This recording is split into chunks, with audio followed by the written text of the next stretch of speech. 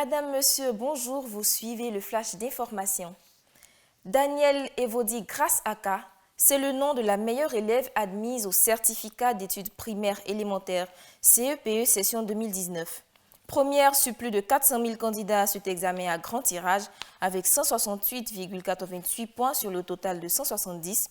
Elle a été distinguée au cours d'une cérémonie officielle ce mardi 6 août au palais présidentiel d'Abidjan par le chef de l'État ivoirien lui-même, Alassane Ouattara.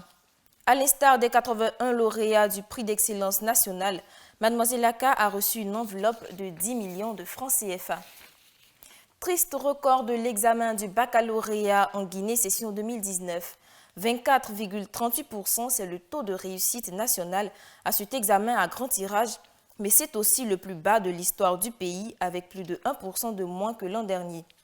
L'annonce a été faite ce lundi 5 août par le directeur national de l'enseignement secondaire, Abdoulaye Diarouga Diallo. Pour les autorités guinéennes, ce taux d'échec de 75,62% s'explique par les grèves intempestives qui minent le système éducatif du pays, en l'occurrence celle des syndicats d'enseignants, exigeant une amélioration de leurs conditions salariales qui aura duré plus de 3 mois. Les choses se mettent en place progressivement pour le lancement du chantier du corridor de transport routier reliant l'Éthiopie à Djibouti. Ce lundi 5 août, la Banque africaine de développement, à travers le Fonds africain de développement, a signé un accord avec l'Éthiopie portant sur le déblocage d'un montant de 90 millions de dollars sur les 225 millions nécessaires à la réalisation du projet.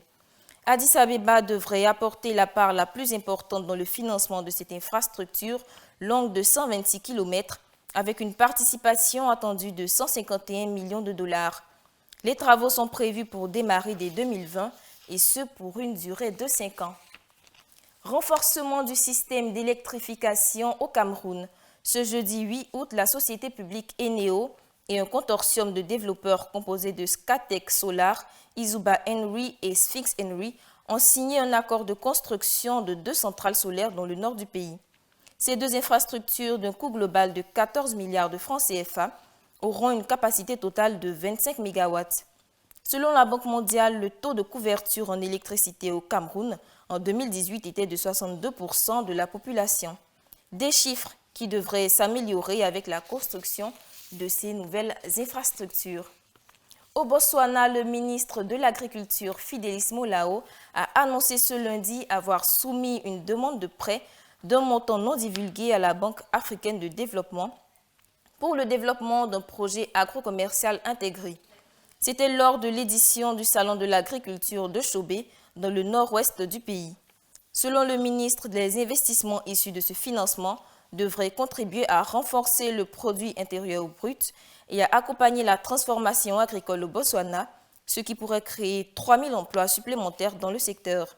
70% de la population rurale au Botswana vit de l'agriculture alors que le secteur contribue à seulement 1,7% du PIB dans ce pays d'Afrique australe. C'est la fin de ce flash. Au revoir et bonne suite de programmes sur 2EF TV.